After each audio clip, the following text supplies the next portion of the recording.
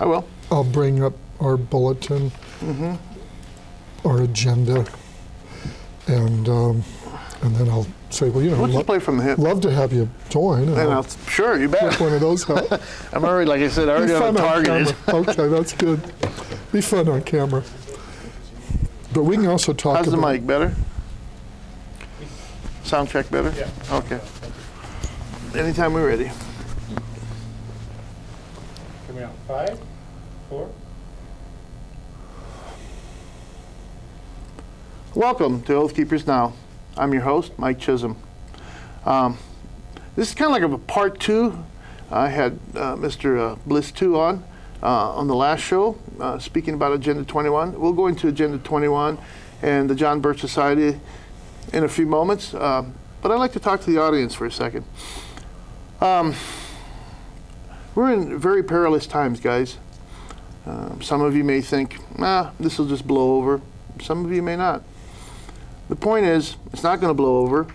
And if you have the knowledge of what's going on in our country, the many violations of our Constitution by elected officials at all levels, I don't care if it's county, city, and of course we know national what's going on. It is our duty as Americans to stand up and do whatever we can, as long as we head down that road, that's the right road. Because if we don't, our children, our grandchildren, and some of you say, well, I ain't got no children. Well, you do. Your neighbor is like a child that doesn't know what's going on. It is your duty out there, guys, as I'm trying to do my duty by playing Mr. Camera and on TV, which I never thought a few years ago I'd ever do such a thing. Anyways, please get informed, get involved with your local community. So without further ado, I'd like to basically tell you guys, please. Anyways, I have Mr. Bliss too. I always call you, I wanted to call you Jeff. I have a good friend named Jeff too. He looks, Jeff too. Jeff okay. too, and he does, same, you must be related to him. Oh, probably am. I mean, most of the twos got to Idaho and Utah about 1851 and kind of spread out. And so I'm sure we're related. You must be. Well, let's talk about what the John Birch Society briefly is about, and then let's go into a couple of, Sure. All right. Well, the John Birch Society was established in 1958 by Robert Welch. It was really designed as a volunteer program for Americans to work together with each other in an organized fashion to restore constitutional order to America, restore respect for the Constitution as a supreme law of the land that governs our government and keeps it to a very few enumerated powers rather than becoming an all-powerful, endless government that grows into every arena of our lives and controls us and as the UN's trying to do it. Enslaves us, yeah. As the UN's trying to do it. And that was another purpose of the society, is to warn people about those combined forces of power elites that seek to build a new world order, world government.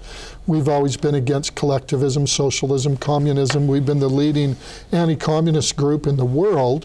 And so when you mention the United Nations, there's the UN Charter, for example. The John Birch Society has always been against the United Nations.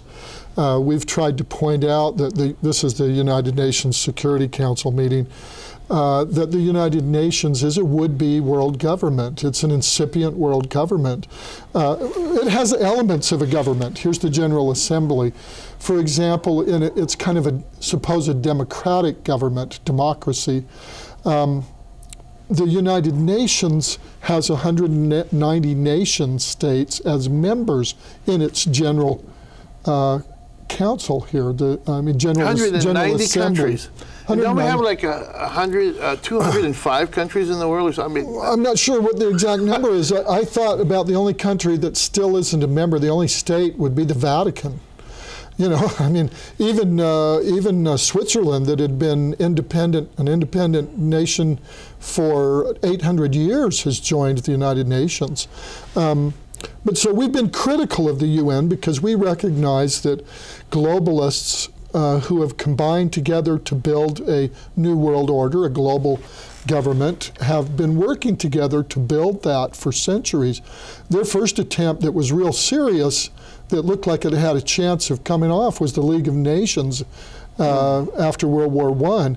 The next really big attempt was towards the close of World War II, the establishment of the United Nations Organization through a convention in San Francisco in June 1945. Didn't that all of this is an offshoot from the Council of Foreign Relations? Didn't that go way back before the UN? Sure. If you, we'll talk about the Council on Foreign Relations a little bit. Let me bring up another group that was very involved in establishing the United Nations, and that's international communism.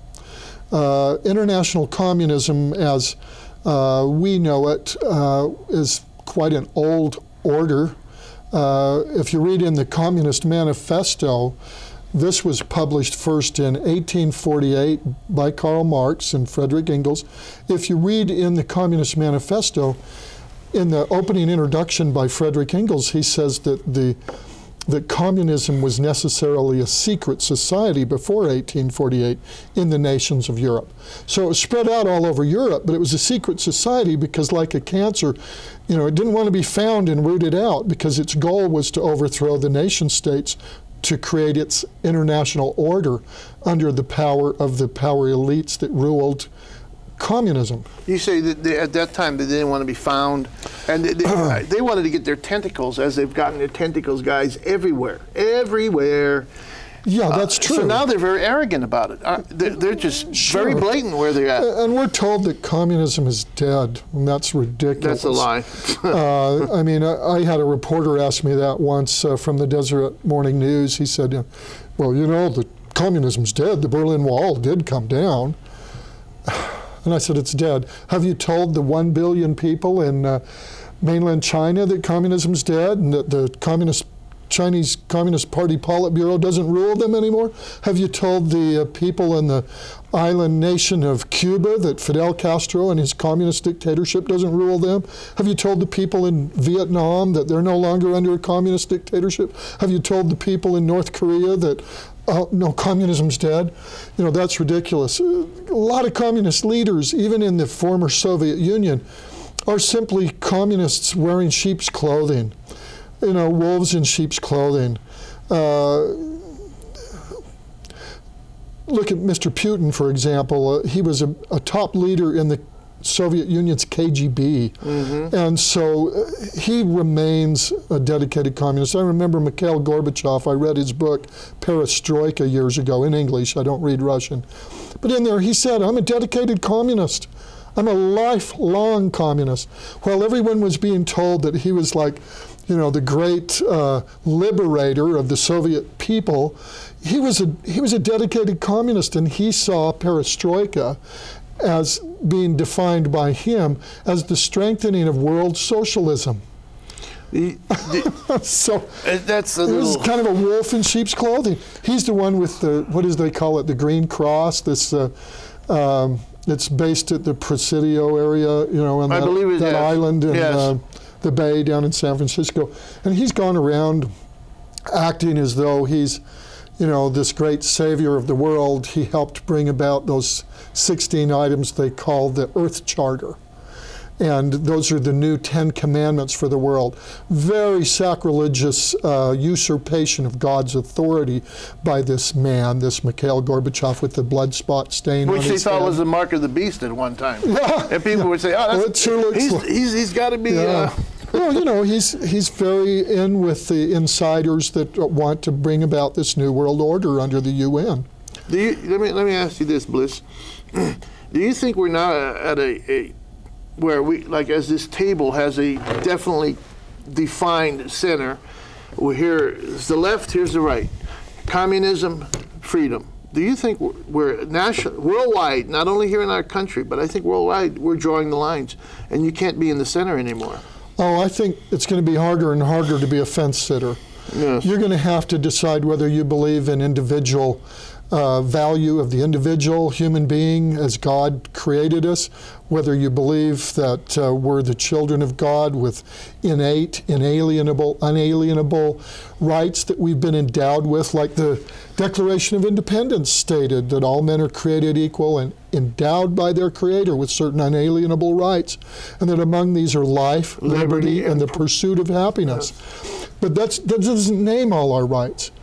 But these are political rights. They don't cost money. It doesn't cost anything for you to have the right to life. It doesn't cost anything for you to have the right to pursue happiness. So it's different than the socialist rights, right to a house. Well, who's going to pay for it? Medical who's care, going to build it? all that right stuff. to medical care. Education. A right to education. So they're looking at they list a bunch of economic rights. What we're talking about is political rights and rights of the individual to be free and exercise free will in their choices, and to own and control property that they've paid for and earned, and so on. So we're trying to defend that. We put out our agenda for the John Birch Society, our entire agenda. This is available to anybody that wants to order it. We don't hide. We're not a hidden organization. So anybody that wants to read this, they can see what our agenda is in a priority fashion. We've set it up in here. We show our chapters at work and so on. On the back page here, it shows the books, DVDs, booklets, and other literature like reprinted articles from our magazine, The New American. And it shows all of those. They're available from shopjbs.org. So we're an educational organization. But you're also an organization that's, they're an organization that's really despised by the communists, would you say? Oh, absolutely. And Don't you feel that's a badge? I feel it's a badge of honor every time they say, oh, you're an oath keeper. Well, yes, I am. So bring it on. That's really true. I think that we've been stigmatized by a long-range attack by the globalists and insiders and communists that despise us because we supply an exposure of their agenda. They want everybody to think that this is all happening by accident and that it's just a bunch of conspiracy theorists, right? That we're kooky conspiracy theorists with tinfoil hats on that don't know what we're talking about. But we do know what we're talking about. You can read the Communist Manifesto for yourself and read their 10 planks, what they hope to establish. This was published in 1848. This has been public knowledge for a long time. And those that grew up during the Cold War know what we were up against. They saw what the Soviet Union was doing and what China was doing. What they didn't see was the pretense that the Soviet Union and Red China were all on their own. They didn't see that our own government was helping to fund them in many instances with foreign aid, with U.S. government guaranteed loans and so on, that really helped save the Soviet Union over and over, helped save China. China. Today we've built the best enemies money can buy. Because if you have those enemies, Mike, then you have to do something about them. And what do? Well, let's build a world government to protect everyone and to stop this terrible infighting between nations. So let's build this world government.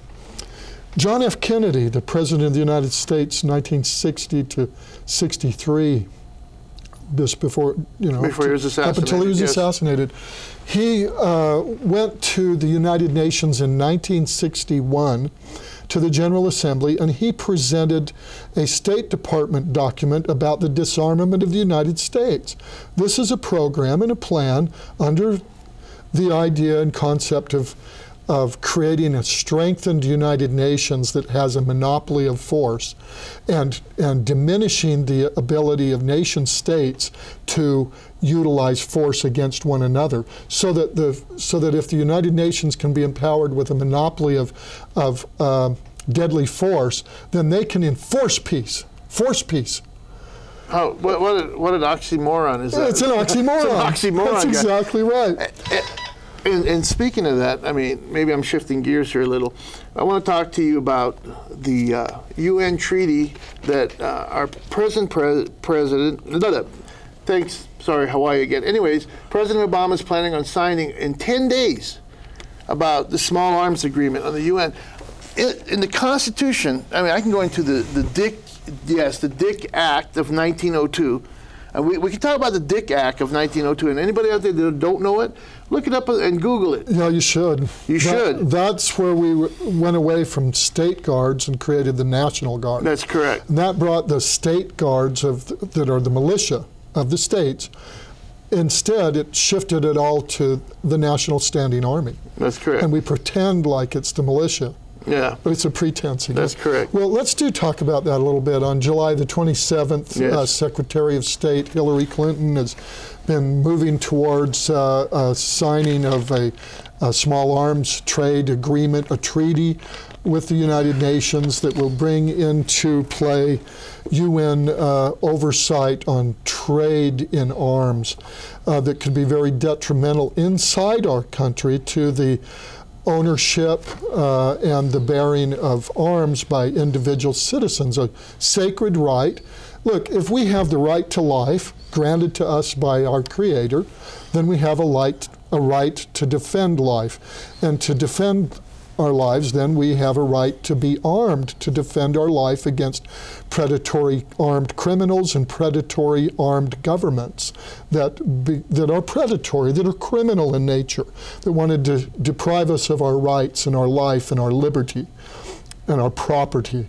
And so let's talk about that for just a minute. This I brought up a minute ago, John F. Kennedy's presentation of this document to the United Nations General Assembly. This is called Freedom from War, the United States Program for General and Complete Disarmament in a Peaceful World, as though there was ever a peaceful world. Like we're going to have a utopia, right? This is exactly.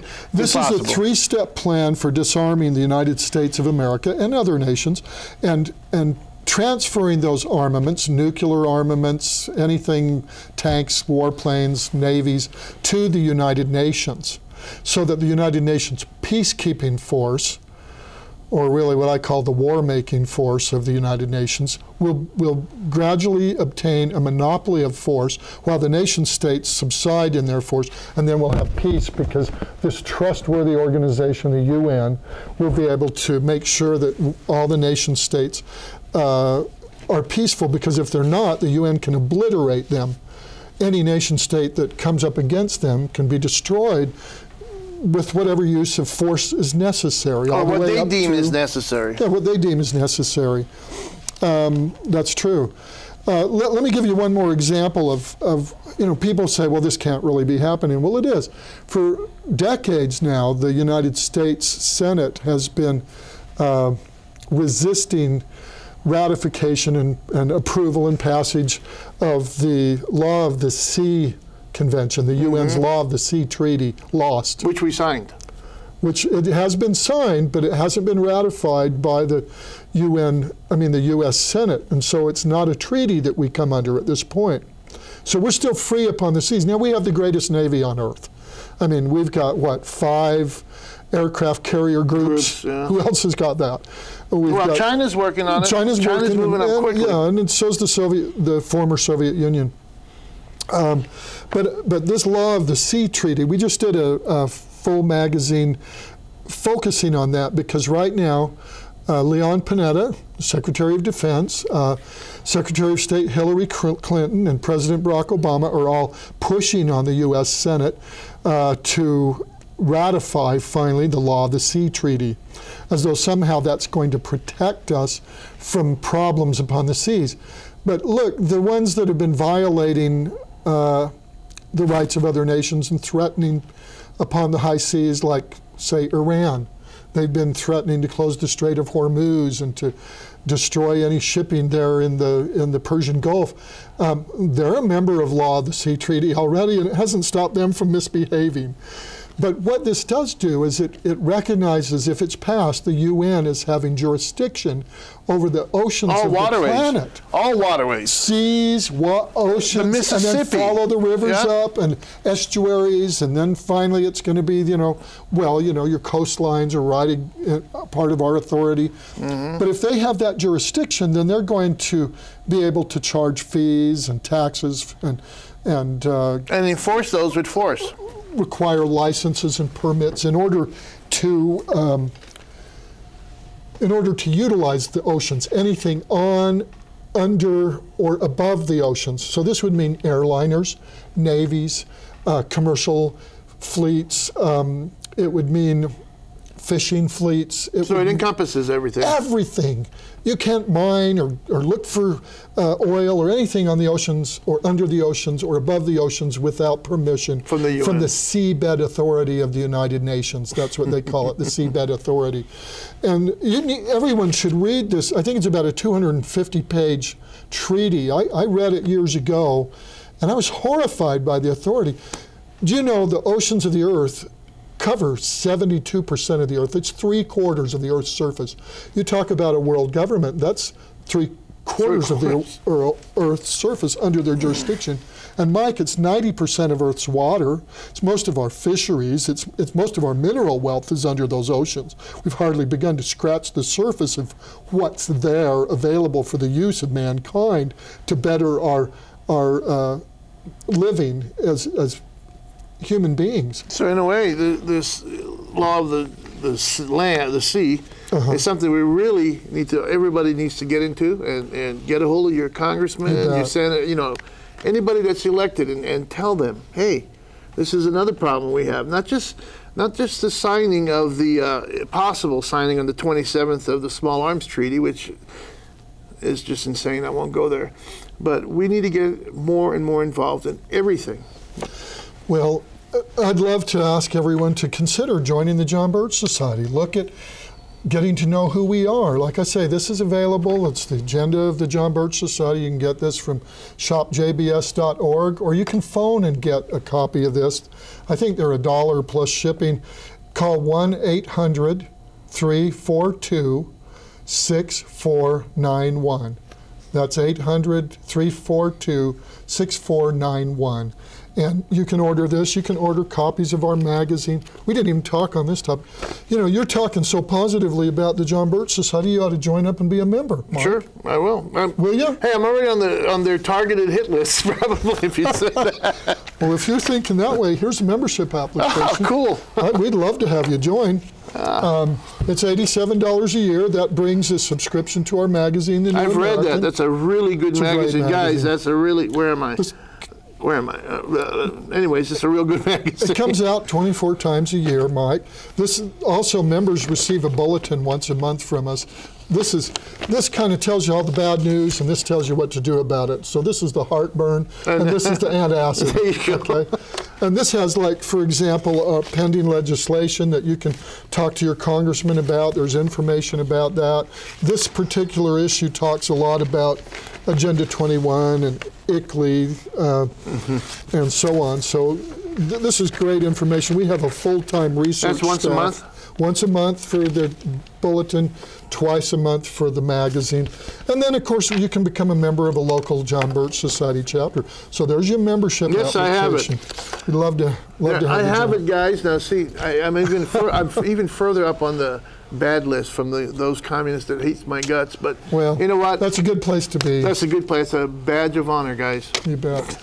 Well, there's a lot of patriotic Americans who have withstood the smear campaigns of the communists and the leftists and the globalists for the last 53 years with the John Birch Society. And I'm grateful to them for withstanding that and staying the course and being willing to take the heat to help Americans understand about the New World Order and the insiders in this conspiratorial drive for global government. They want the whole ball of wax. They want to own everything on Earth and regiment the lives of mankind and decide how much population will be here and centrally plan our economies worldwide for us and create monopolistic economic structures